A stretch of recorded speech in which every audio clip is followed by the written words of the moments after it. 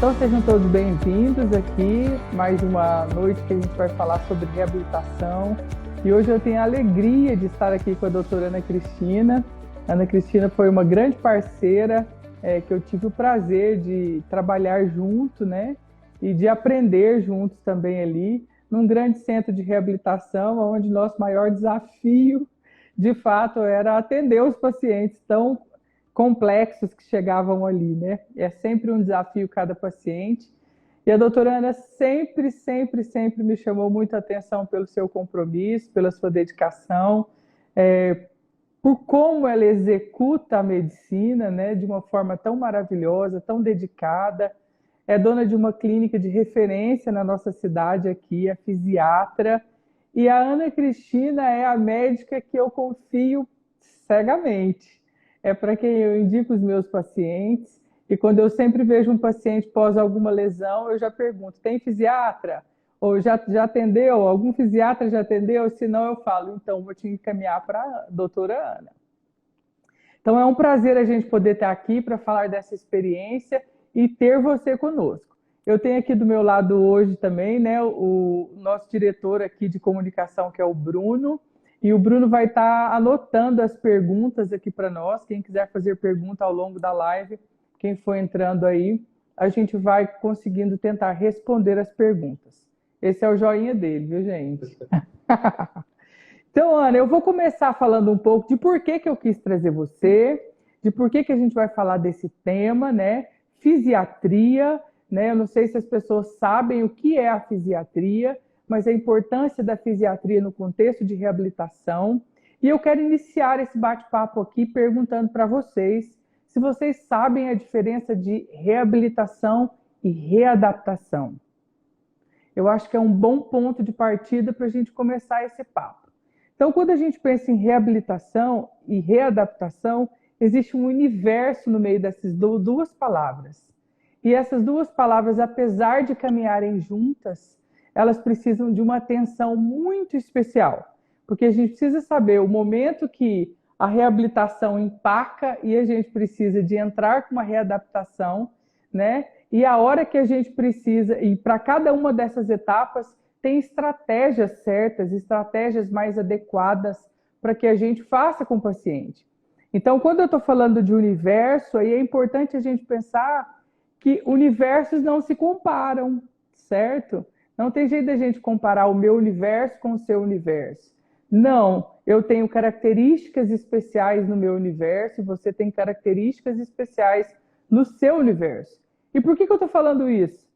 Porque é muito comum os pacientes com lesão, a gente escuta isso tantas vezes, eles falam, mas fulano também teve um AVC e ele já está andando. Fulano teve um AVC e ele já está falando. Ou o outro teve uma lesão medular e ele já está andando. Por que eu não estou andando? Então, quando a gente se depara com esse questionamento, aí é o momento da gente explicar o que é o universo da reabilitação. Quando a gente fala de reabilitação, então, a gente sempre tem que pensar que a reabilitação ela deve ser guiada por aquilo que sobrou de íntegro nesse paciente. Se é uma lesão medular, eu preciso saber aonde foi essa lesão, a altura dessa lesão e a característica dessa lesão. Se é uma lesão cerebral, da mesma forma, aonde foi essa lesão? Qual a extensão dessa lesão? Quais as áreas cerebrais foram impactadas a partir dessa lesão? Então, quando a gente conhece todo esse universo, aí é um momento da gente começar a desenhar um plano de reabilitação. E reabilitação a gente faz com o que sobrou, tentando devolver para o paciente função, né? Então, se é um paciente que a gente está numa reabilitação motora, por exemplo, aí a gente vai, né, junto com a equipe multidisciplinar, traçar esses objetivos, começa esses objetivos com o paciente e a gente vai vendo a resposta que esse paciente tem. Chegou um momento que a gente vê que ele não tem uma resposta, entra a readaptação. O que é a readaptação? É a gente levar o paciente a tentar fazer a mesma coisa que ele fazia antes da lesão, mas agora de uma forma adaptada, é uma forma compensada. E aí tem várias maneiras da gente devolver funcionalidade e qualidade de vida para o paciente. E é nesse cenário que entra quem? Fisiatria. A fisiatria é o médico específico, né, especialista em promover qualidade de vida, entendendo esse contexto da reabilitação do paciente. E é esse indivíduo, né, esse profissional, que eu sempre acho que é o melhor para tomar conta de um paciente pós algum tipo de lesão. Não só em lesão, em outros casos de dor, álgicos e outros casos, eles também atuam. Mas a gente está falando de reabilitação, então é nesse contexto maravilhoso que a gente tem a possibilidade de ter o fisiatra conosco. E aí ninguém mais do que ninguém menos do que a doutora Ana Cristina para falar para a gente um pouco dessa experiência dela em reabilitação. E eu quero começar essa pergunta, doutora Ana, pedindo para você falar para nós por que você escolheu reabilitação, né? O que te levou a ir para esse lado da medicina, cuidar de pacientes em processo de reabilitação, né? E como tem sido aí a sua experiência ao longo desses anos praticando fisiatria na reabilitação? Ótimo.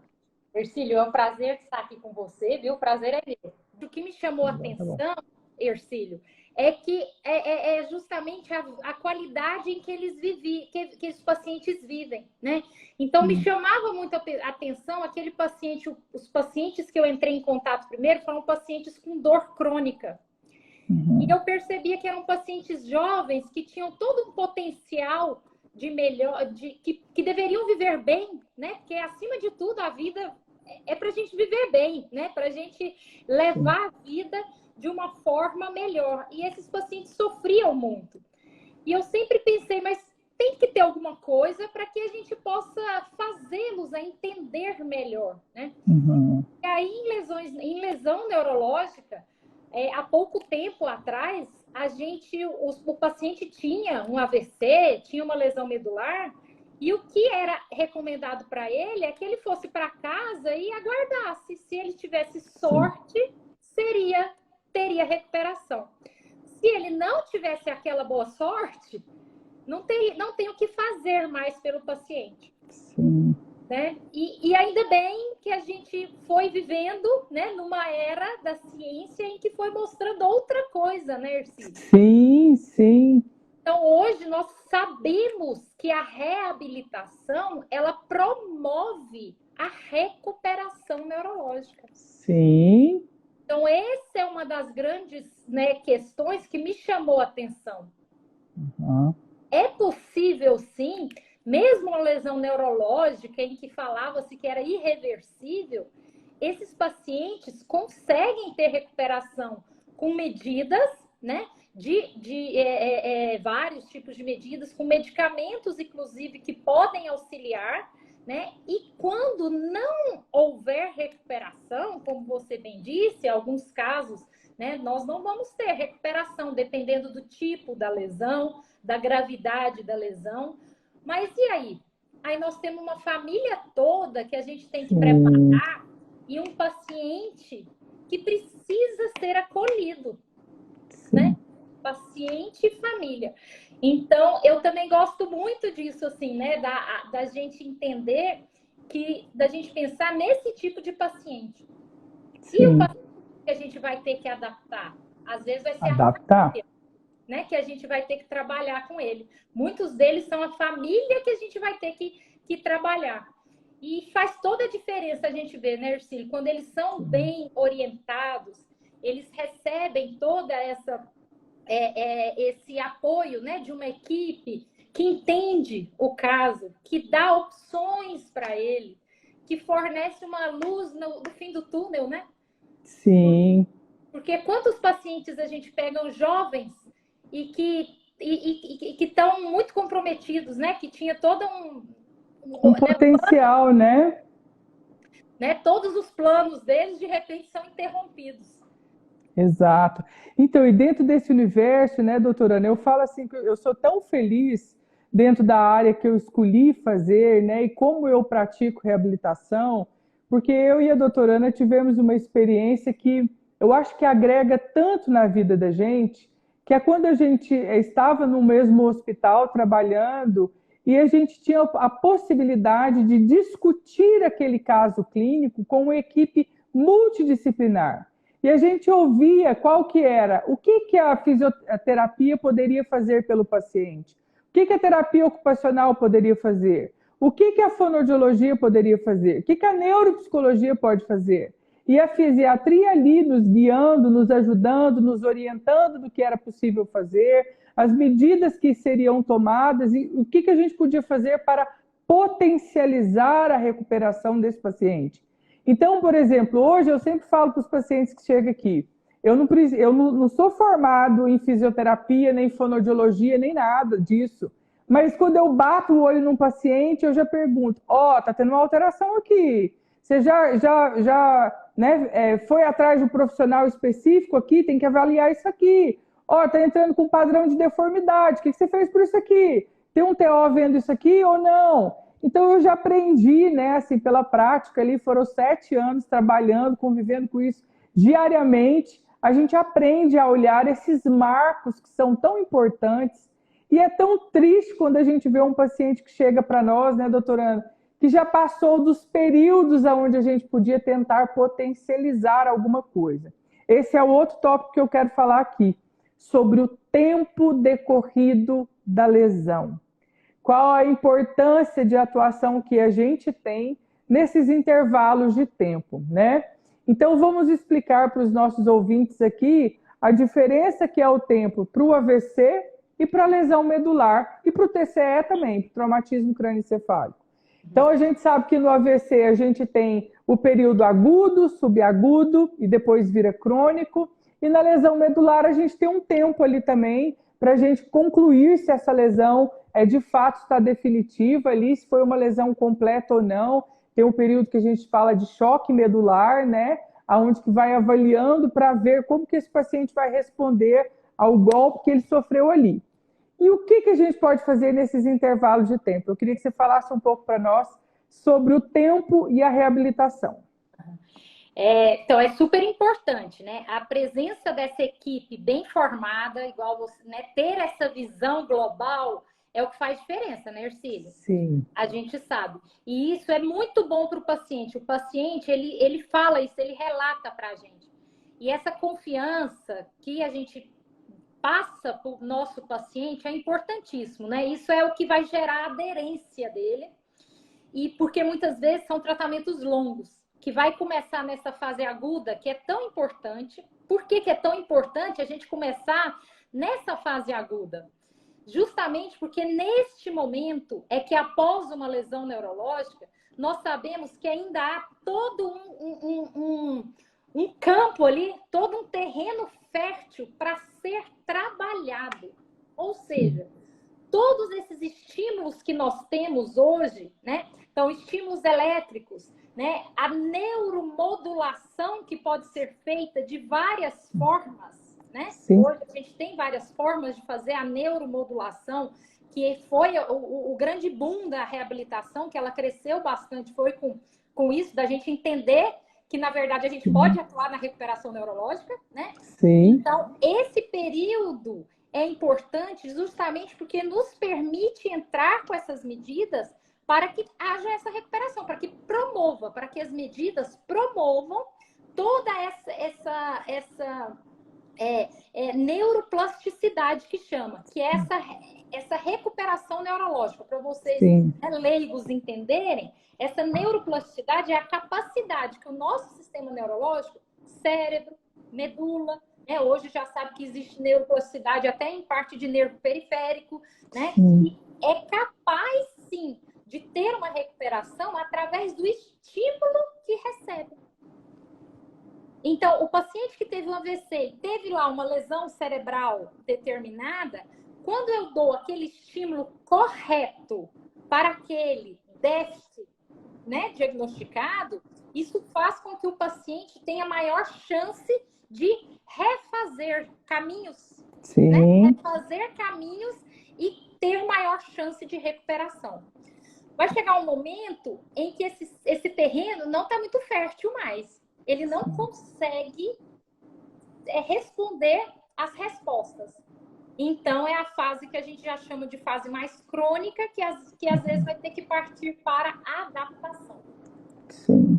Já na lesão medular, o que acontece nessa fase muito aguda é que o paciente ele apresenta essa fase de choque medular, e o que acontece nessa fase é como se tivesse tudo paralisado nele, né? E ele não tem resposta mesmo. Mas vai chegar um momento que vai dar como se fosse virar a chavinha, e esse paciente, a gente vai entender para onde ele vai. Se ele vai ter recuperação motora de sensibilidade ou não, se essa lesão foi completa mesmo. Antigamente, a gente dizia que o paciente, o choque medular durava vários meses. Hoje tem estudos cada vez mais mostrando que são dias. Sim. Somente, né? É pouco esse tempo de choque medular, é muito pouco. E também, apesar dele estar nesse choque medular, logo ele vai sair, é importantíssimo a estimulação precoce, tá? Para que seja feita essa modulação, para que a gente deixe com que que exista realmente, permita essa recuperação neurológica.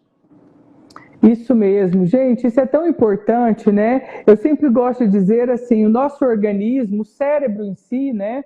Ele sempre tenta voltar para o trilho, mesmo depois que alguma coisa o tirou do eixo, né? Assim é tudo em nós. Se você tem um corte, imediatamente o cérebro envia ali milhões de informações, né, para esses neurônios ali, junto com as células de defesa do organismo, para todo mundo começar uma luta ali, para fazer com que não haja uma infecção e que consiga resolver aquele problema rápido ali, sem que aquilo cause um problema maior. Assim é nas lesões.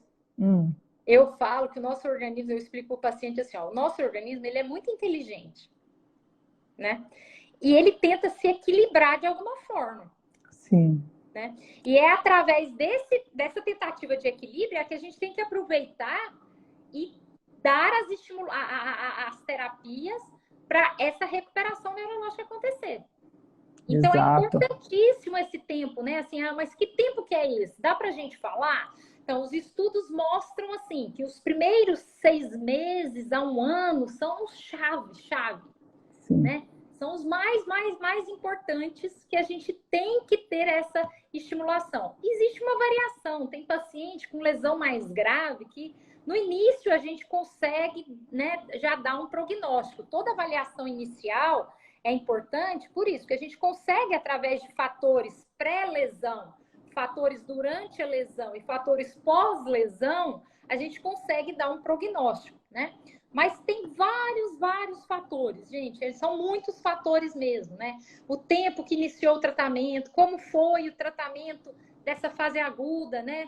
No AVC, por exemplo, ele recebeu uma trombólise num AVC isquêmico, por exemplo, isso faz muita diferença, né? Então, vários fatores. Apoio familiar é super importante, né? O apoio familiar, a presença do cuidador ali, né? Ele pode comparecer, esse paciente pode comparecer todo dia numa terapia, faz diferença, do que aquele que consegue vir a cada 15 dias. Com certeza. E é tão legal isso, assim, porque, na verdade, quando você fala aí que o grande boom, né, da reabilitação é a neuromodulação, é tão legal a gente ver quanto a ciência tem contribuído para a gente entender esses processos de reorganização estrutural do cérebro, né, e funcional. Né? Então, por exemplo, da medula, do cérebro, de tudo aquilo que nos coloca em movimento e em consciência, né? Então, quando a gente fala aqui que existe, né, após tem uma pergunta aqui perguntando para nós se a estimulação precoce deve acontecer na fase aguda. Olha, com certeza, por quê? Nesses primeiros momentos após a lesão, a gente tem um conceito que a gente trabalha aqui, que é direcionar a plasticidade, para que ela não se torne uma plasticidade mal adaptativa. Então, deixa eu explicar o que seria isso. Olha, no natural, no normal, o paciente tem uma lesão cerebral e essa lesão cerebral imediatamente impacta o funcionamento do outro hemisfério, onde esse outro hemisfério vai ficar em hiperatividade, tentando compensar o déficit que aquela lesão causou no paciente, no outro hemisfério. E aí, pode ser que nessa recuperação espontânea, aí que dá esse intervalo de mais ou menos uns 6 meses, o cérebro dê conta de resolver isso e o paciente volta a ter função. Mas na maioria das vezes, não. E se a gente não interfere nesse período, aí o cérebro acaba gravando aquele ritmo disfuncional, que a gente vai chamar de uma neuroplasticidade não adaptativa, não funcional, e esse paciente vai agravar os seus déficits. Então, quando a gente estimula esse paciente nos primeiros momentos após a lesão, a gente está direcionando esse caminho ali, essa reconstrução do caminho que a gente chama de neuroplasticidade. Então, a importância do estímulo que a gente dá para o paciente nesse primeiro momento.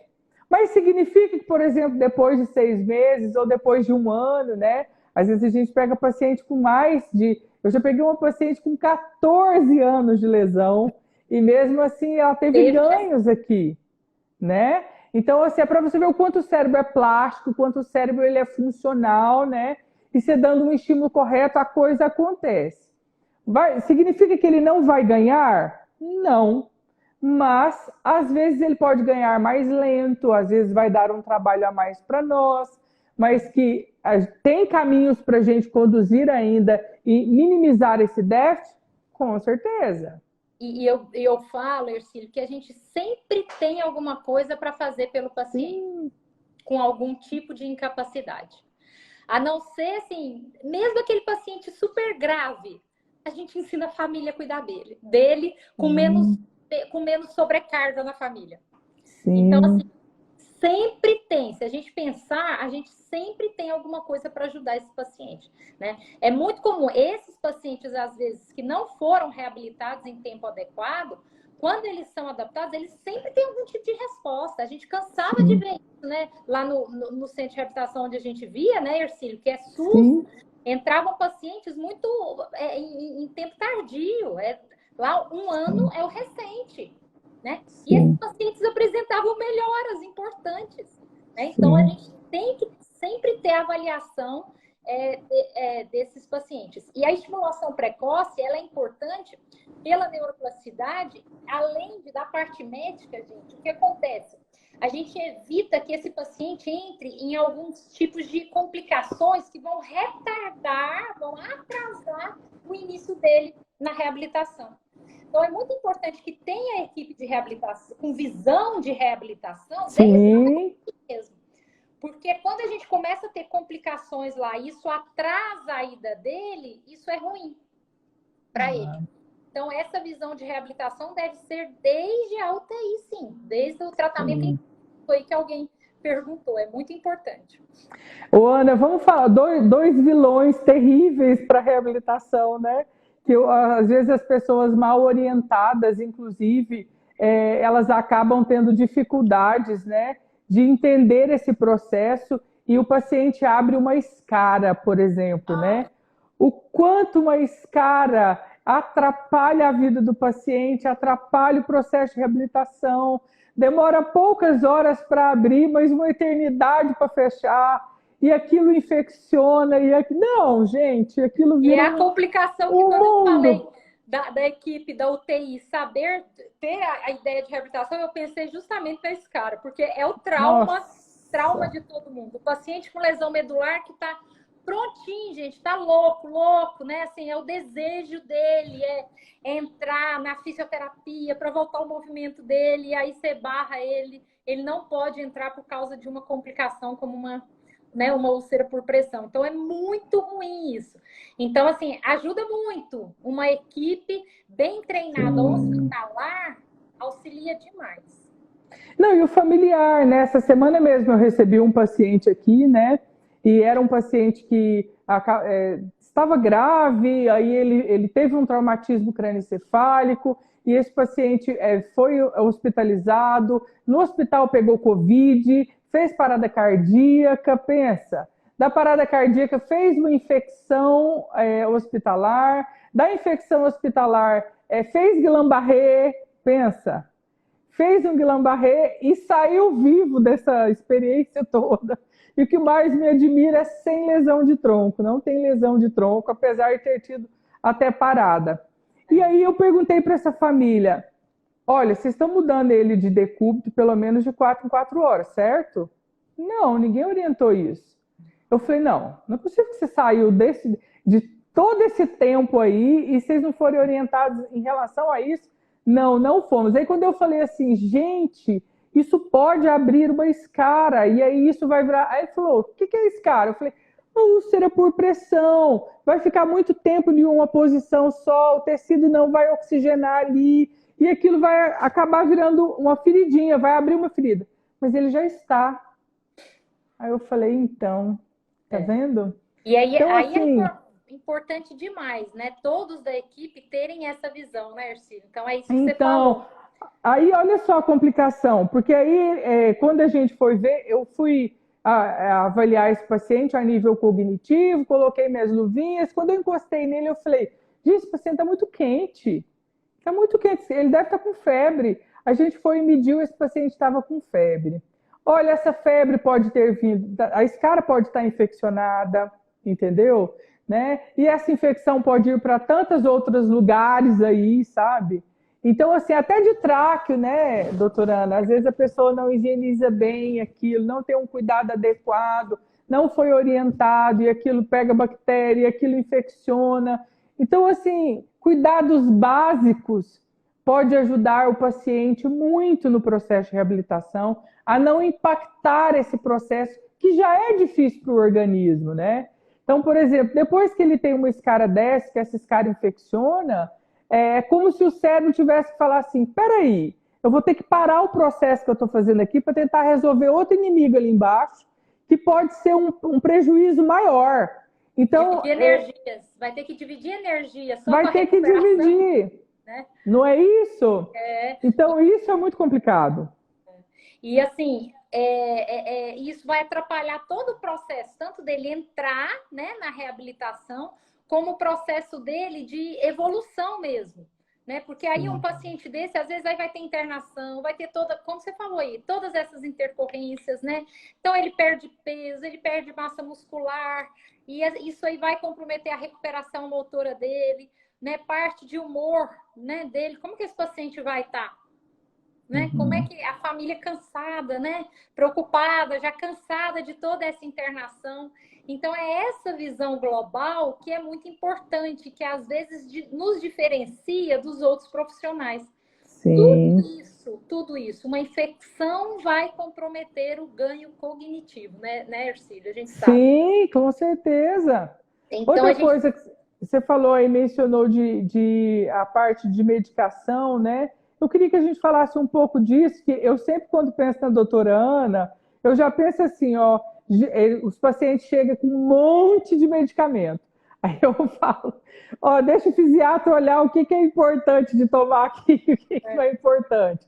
Porque às vezes também, né, doutora Ana, os pacientes quando estão na UTI, eles têm uma necessidade de coberturas de medicamento que são importantes. Aí, às vezes, eles saem da UTI com aquele monte de medicamento, né? E aí, outro profissional ainda não viu ele, mas ele continua tomando aquele monte de medicamento, e às vezes o próprio medicamento atrapalha esse paciente até de acordar, né? E aí eu queria que você falasse um pouco para nós da experiência disso, do uso, né, do medicamento nessas fases também. Então, tem muita coisa que é necessária em algum momento, né? Então, assim, o paciente às vezes está na fase aguda, ele está muito agitado, né? Ou ele teve lá, né, uma lesão muito aguda que pode ser um foco epilético, ele às vezes nem teve uma crise convulsiva, mas uma lesão que pode surgir ali. Então, para a proteção do indivíduo, às vezes a gente tem que usar, né? O paciente sai, às vezes, da UTI com vários remédios, ou sai de uma internação hospitalar. Paciente internado, gente, é uma coisa. Paciente, quando vai para casa, é outro. É outra coisa. É outro. Então, eu sempre brincava com o paciente. O paciente, ele quer ficar internado, porque ele acha que ele internado, ele vai melhorar mais, vai reabilitar melhor. Mas eu falava sempre para a família, gente, vai para casa que você vai ver o ganho que você vai ter. A família assusta com o paciente quando ele vai para casa. E aí a gente tem que mudar. Então é objetivo, né? Então o paciente internado é uma condição. Quando ele vai para casa, eu preciso ver esse paciente novamente, revê-lo numa consulta e ver se aquilo ali tudo é necessário para ele. E tem muitas medicações, inclusive, que às vezes vão atrapalhar, vão comprometer. Hoje já tem, né, muitos estudos mostrando que algumas medicações vão comprometer na neuromodulação. Então, a gente precisa ver isso com frequência, né? Então, prescreveu, reavalia esse paciente para ver se ainda tem objetivo aquilo ali. Senão, a gente precisa rever isso, né? Se o paciente está lá super agitado e tal, às vezes é por causa de internação, às vezes eles fazem muita alteração, delírio, por causa de internação. O paciente foi para casa, voltou para o ambiente dele, ele vai reconhecer aquilo ali, ele vai sentir, né, outra coisa. Então, às vezes, ele não precisa mais daquilo e continua usando. Mais uma coisa para poder brigar naquele terreno fértil, né, que as sinapses estão doidinhas para poder serem revidas ali através do estímulo que está recebendo. E aí, às vezes, essa medicação pode estar interferindo nisso também. Então, a gente sempre reavaliar as medicações. Não tem como. Tem algumas condições que vai precisar do remédio. Às vezes é remédio até que atrapalha. A gente sabe mesmo que compromete. Mas a gente vai ter que pesar risco e benefício em algumas situações, né? Mas é importante fazer essa prescrição e essa reavaliação. Eu acho mais importante ainda. Isso. E outra coisa, gente, a gente está falando de um assunto muito sério aqui, né? Porque tem muitos pacientes muitos familiares de paciente que implicam com medicamento, né? Aí quer retirar o medicamento do paciente sem uma reavaliação adequada, né? Então, olha, a importância que o medicamento tem no processo de reabilitação também é assim, imensurável. Ele precisa estar coberto, mas precisa estar muito bem orientado. Então, para vocês que nos assistem aí, se você ainda não teve a oportunidade de que o seu paciente, seu familiar ou aquele que você cuida, se você vê que ele está com um monte de medicamentos aí e outro profissional ainda não reavaliou a necessidade desses medicamentos, é importante ver aquilo que de fato é necessário para esse momento que o paciente está, mas nunca tira isso por conta própria e nunca faça nada disso.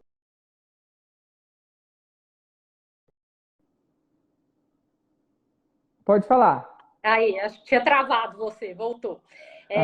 Uma coisa importante, que uma vez você falou isso, que você, quando tá cheio de medicação, você manda para mim, eu acho que eu devo ter essa fama mesmo, né? E aí eu recebi um paciente, e a família, e ele chegou assim, desesperado, doutor, eu fiquei sabendo que a senhora tira os remédios, que não sei o quê, e esse paciente...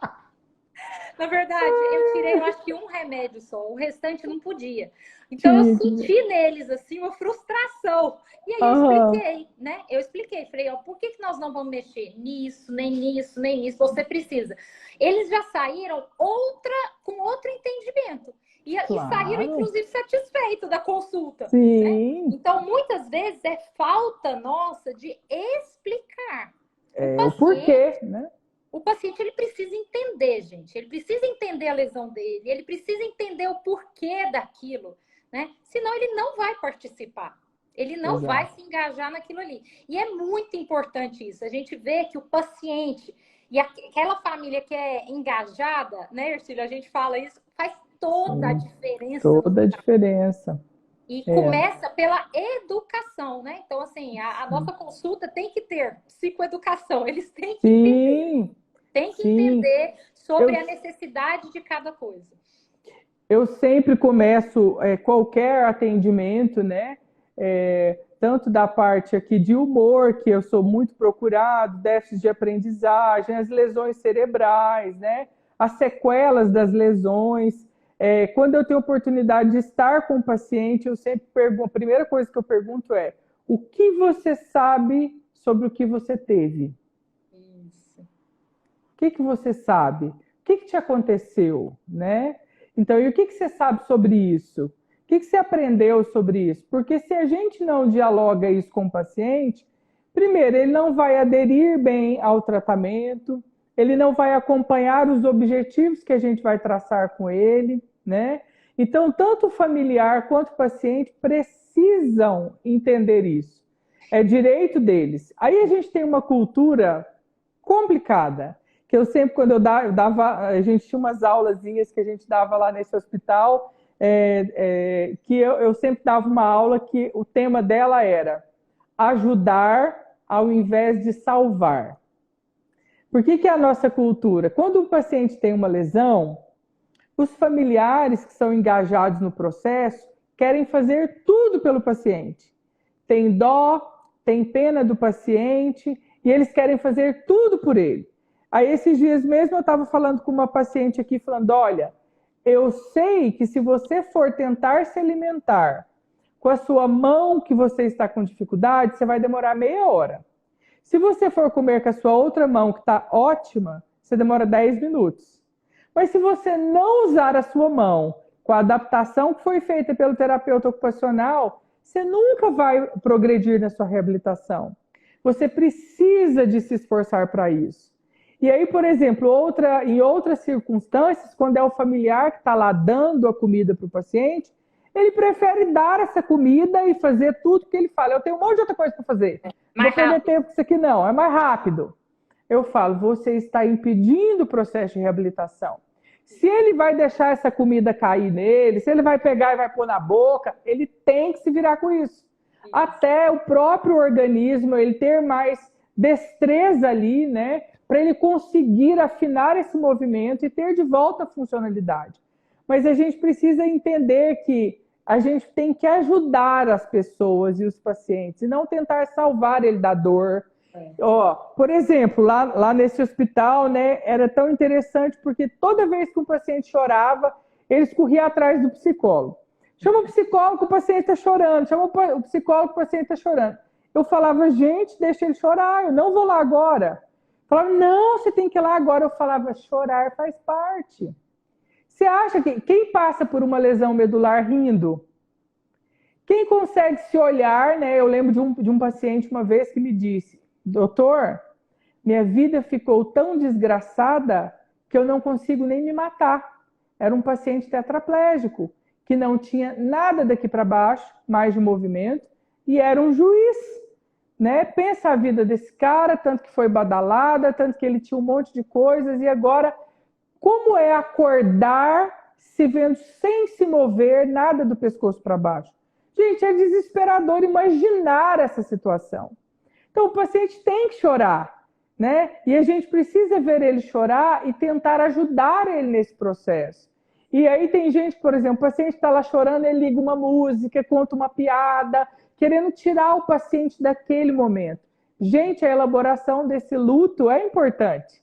E eu falava, eu vou andar com uma placa dizendo, deixa os pacientes chorar. Porque a importância. Ele precisa entender, ele vai ter que passar por isso, né? E aí é que a gente entra, assim, a importância da família também nisso, né? Eu gosto demais de envolver. E é muito ruim quando a gente não tem, assim, se a gente não chama a família. Eu já ouvi muito, assim, de terapeutas mesmo, né? De profissionais da saúde falando, nossa, mas aí dá trabalho demais, porque aí a gente perde um tempo para explicar tudo. Não perde. A gente ganha. A gente ganha, porque esse paciente ele vai aderir muito mais, o processo dele vai ser muito mais rápido, né?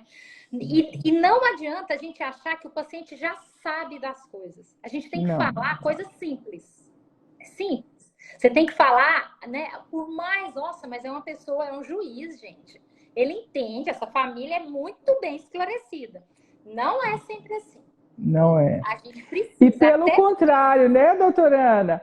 Pacientes mais esclarecidos são os mais difíceis de reabilitar. Mais difíceis, exatamente. Porque aí eles conduzem o entendimento deles para onde eles querem. Né? Então tem que ter uma equipe ali treinada e atenta a tudo isso para que a gente possa conduzir da forma positiva para eles. Né? Vai ser sofrido, vai ter vai ter que passar por essas fases, não tem jeito. Né? Mas pode passar melhor. Né? O que a gente tem que fazer por eles é isso, é tentar eles passarem por essa fase melhor, né? Sem enganação, né? Não adianta a gente colocar objetivos inatingíveis, né? Todo lesado medular, ele vai chegar e vai falar na primeira consulta. Qual é o seu objetivo? Andar. Claro. A gente ia querer isso também, né? Eu penso sempre isso. Aí eu sempre, na hora, quando eu ensinava para aluno isso, doutora, mas isso é inatingível. Eu sei, só que nós não vamos tirar isso dele agora. Nós vamos explicar as fases possíveis para chegar até lá, né? Então, a gente tem que saber medir isso, né? Com as nossas palavras e esse entendimento, né? Ver até onde ele quer que a gente fala naquela consulta, onde ele quer escutar, e na próxima a gente dá mais uma cutucadinha, ou a gente vai lá na sala do psicólogo e vai falar para ele, agora é você. É você que vai ter que atrair, ó. Olha, eu gosto de, assim, tem alguns pacientes, né, que eles marcam a vida da gente. Aí eu tinha um paciente que uma vez ele estava internado, né, lá no hospital, e aí ele não queria ir para as terapias. Aí eles me chamaram para eu ir lá conversar com esse paciente para entender por que ele não queria ir para terapia. Aí ele me disse assim: Deus falou comigo que eu vou voltar a andar. Por isso eu não vou para terapia. Aí eu peguei e perguntei para ele assim: e Deus te falou quando ele vai fazer isso? Aí ele falou: não. Eu falei: então, até lá, eu falei, até lá você tem que aprender a manusear essa cadeira, você tem que aprender a sentar nela, você tem que aprender a se movimentar. Você vai ficar parado aí em cima dessa cama? Tem 1 milhão de gente querendo entrar na sua vaga. Aí você vai, se você quiser esperar seu milagre, você pode esperar na sua casa. Mas aqui, se acontecer o milagre, vai ser bom para todo mundo. Nós vamos pular de alegria junto. Eu acredito que Deus pode. Que Deus pode fazer isso, mas Ele não te falou o dia que Ele vai fazer. Então, até lá você tem que andar, comer, aprender a se higienizar, fazer o CAT aí, sua bexiga vai estourar se você não fizer. Você tem que aprender tudo isso. Aí ele pensou, falou, você tem razão. Então assim... É a forma de abordar, né, Ercília? Assim, e a gente conversar mesmo, explicar as mínimas coisas. Às vezes a gente tem que fazer porque tem. Não é assim que a gente vai convencer, né? Não é criança, né? O paciente nosso ali na nossa frente não é criança. A gente tem que entender, é uma pessoa que tem entendimento, por mais que ela tenha alguma alteração cognitiva, se ela tiver, aí é que nós temos que explicar muito bem mesmo, né? E fazer com que ela entenda para ela poder participar, que aquilo ali vai ser benéfico para ela, né? Às vezes a gente pega eles numa fase que eles não estão preparados, né? Existe, né, todas as fases, né, do luto lá na aceitação da deficiência permanente, né? Da incapacidade permanente. Mas isso vai passar. Isso vai... É o processo de reabilitação que vai auxiliar ele passar melhor por essas fases, não é, Ercília? Com certeza! Com certeza. Olha só, queria que você falasse um pouco para nós. A gente tem um outro vilão aí da reabilitação, que é a espasticidade, né? A espasticidade, ora ela o paciente acaba usando a espasticidade para compensar aquilo que ele não tem mais de movimento, mas muitas das vezes é muito complicado. O que se tem de novo aí? Se tem alguma medicação nova, tem alguma terapêutica nova? O que tem dado resultado para pacientes que têm muita espasticidade? Quando é indicado, por exemplo, a tal da bomba de baclofeno, que eles tanto querem pôr, né? Todo paciente pode pôr. Como que funciona isso? Vamos falar um pouco desse vilão espasticidade. A espasticidade, ela na verdade é uma consequência de uma lesão neurológica central, né? Então, o paciente com lesão medular pode ter espasticidade, o paciente com TCE, o paciente com AVC, todos podem ter essa espasticidade, que é uma rigidez, e que o paciente fica duro, né? Ele fala para ele, nossa, pra gente, fala duro, meu braço tá, não movimenta, e aí isso não só impede o ganho motor, mas compromete muito a qualidade de vida e a execução, às vezes, das atividades básicas. Então, vestir uma blusa para esse paciente ou ser auxiliado pelo cuidador é muito difícil, porque o braço, por exemplo, o ombro não abre, né? Ou o paciente que começa a fazer escara, fere, de tanta rigidez, paciente não consegue esticar isso aqui e faz escara aqui na linha, né, do cotovelo. Então, assim, é super importante a gente tratar no momento correto. A gente começa com medicações orais, dependendo, não tem bom resultado, por exemplo, AVC. É péssimo, o resultado com medicação oral é muito ruim. A literatura já nos mostra isso.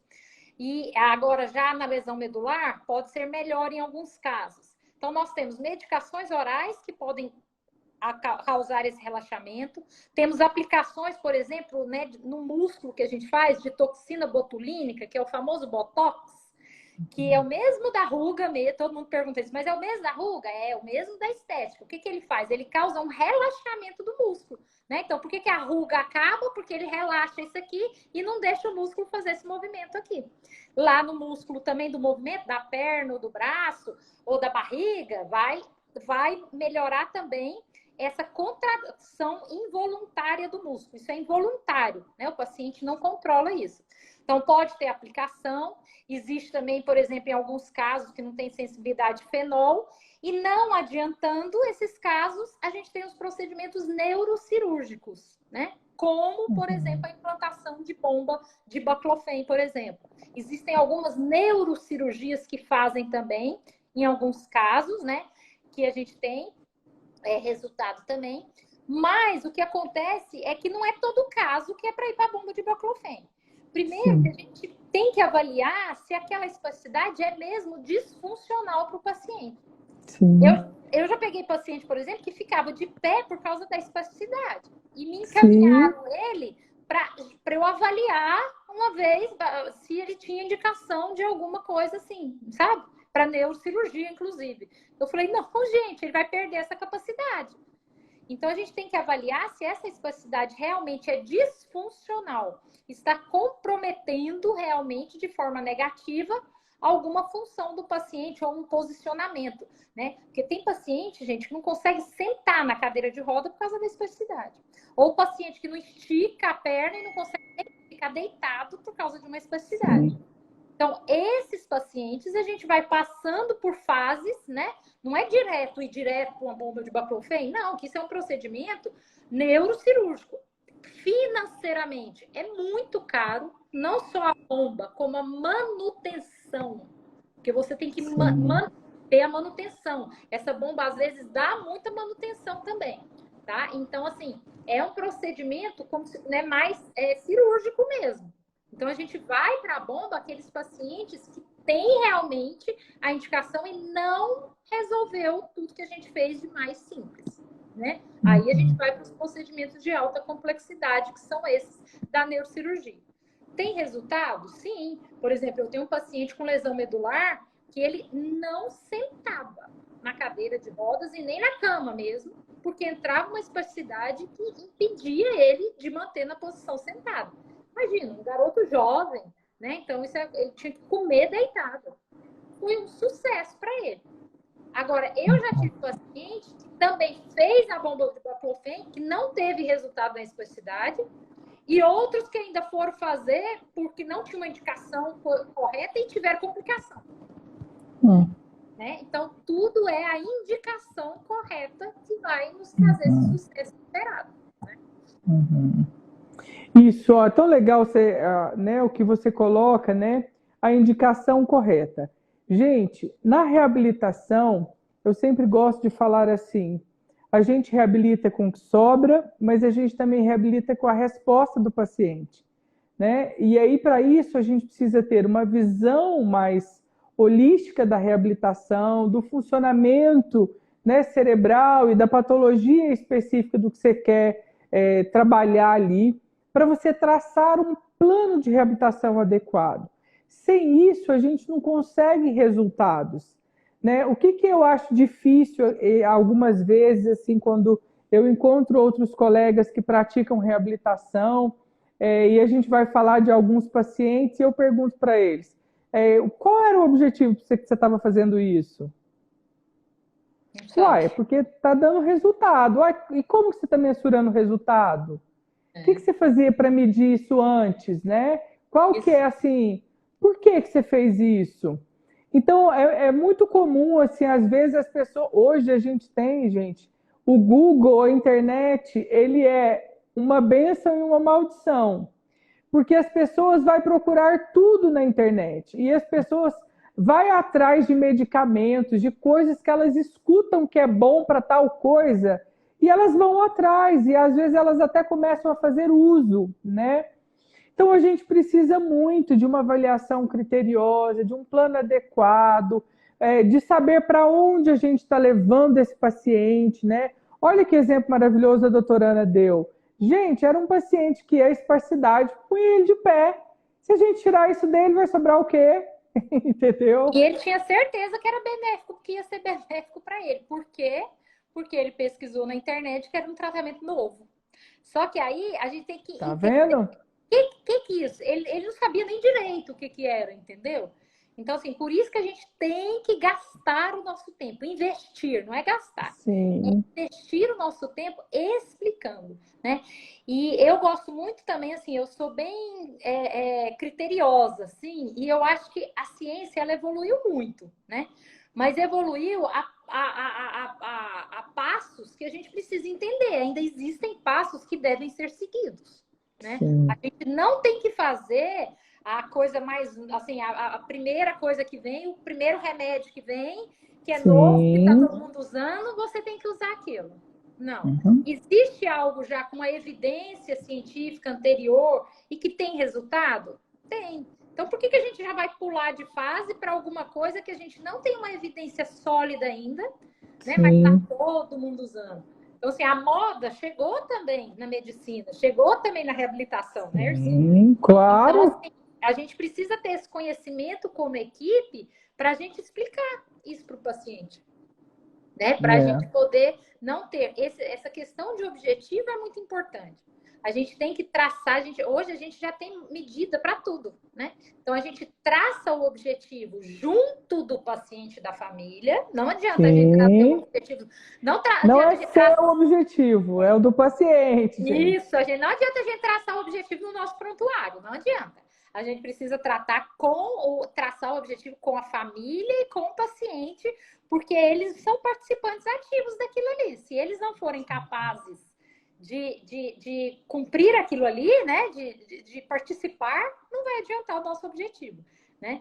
E essas metas atingíveis, quem vai determinar somos nós. Aí nós vamos negociar esse objetivo, né? A gente brinca isso. Vamos negociar o objetivo para a gente chegar na meta que possa ser atingida realmente.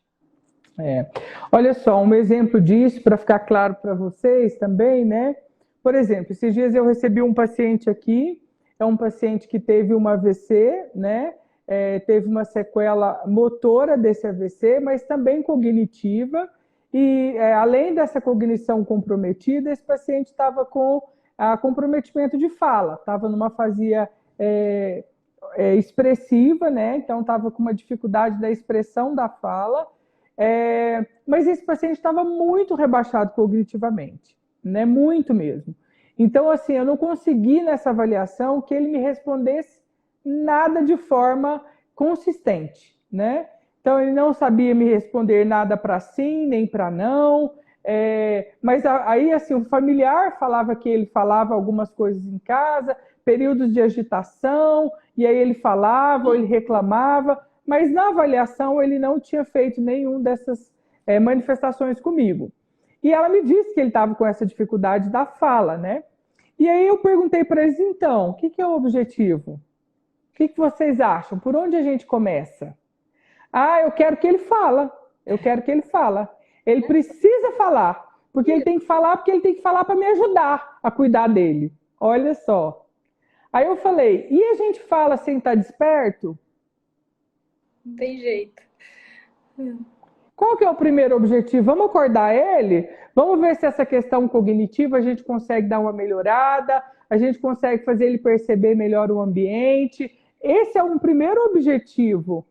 Depois, ele acordando, a gente vendo como estão as funções cognitivas, a gente introduz a fala, o objetivo da fala. Que para a fala eu preciso da compreensão, eu preciso estar acordado, eu preciso dessa interação, e não é o que ele está no momento.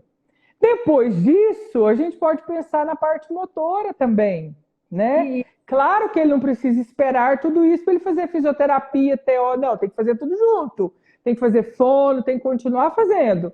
Mas o objetivo que a gente vai fazer com ele aqui é despertar. Porque é o primeiro né, que a gente precisa pensar dentro dessa sequência que a gente quer ver ele responder. Então a gente precisa ter isso também, né? Essa noção de que o familiar chega com um objetivo, às vezes, que é inatingível, ou às vezes ele não entende os processos, né? O que vem primeiro, o que é importante primeiro, aonde que a gente pode desenhar isso junto com eles. Aí vale a nossa psicoeducação, explicar tudo e, enfim, conduzir isso da melhor maneira. E isso parece uma coisa lógica, né? E não é, né, Ercília? A gente vê eu recebo tanto paciente que, assim, faltou a coisa básica, sabe? Assim, a explicação. E aí, às vezes, a gente, né? Nossa, por que deu certo com você? Né? Porque a gente explicou. Então, né? Exato. E aí o paciente entendendo, ele vai aderir a isso. Né? Então, a gente precisa ter... Todo mundo gosta de relacionar bem. Todo mundo gosta, não é? A gente não gosta de entender aquilo que está acontecendo com a gente. Então, a gente tem que pensar exatamente isso com quem está na nossa frente como paciente ali. Né? Com certeza. Gente, nós já chegamos ao final aqui. Já são 8h30 e eu não gosto de passar do horário. Mas eu queria agradecer a todos vocês que estiveram aqui conosco, em especial a doutora Ana, por esse tempo maravilhoso aqui, da gente falar de prática e da paixão que a gente tem, que é tentar promover qualidade de vida para os nossos pacientes. Doutora Ana, muito obrigado. Eu sei que você é sempre minha parceira e eu quero ter você sempre comigo, né, nos projetos do paciente, em congresso, em tudo que eu faço eu chamo a doutora Ana. É uma grande parceira, além de eu considerá-la como uma grande amiga no meu coração. Muito obrigado. Eu que agradeço o convite, estamos à disposição, porque você também é um grande parceiro. Você sabe disso que eu direto vou atrás de você para você me ajudar com os nossos pacientes. Isso é ótimo. Viu? Isso. Muito obrigada. Gente, e se precisarem de um fisiatra, o nome é doutora Ana Cristina Garcia. Não esqueça. Muito obrigada. Um beijo, obrigada. Tchau.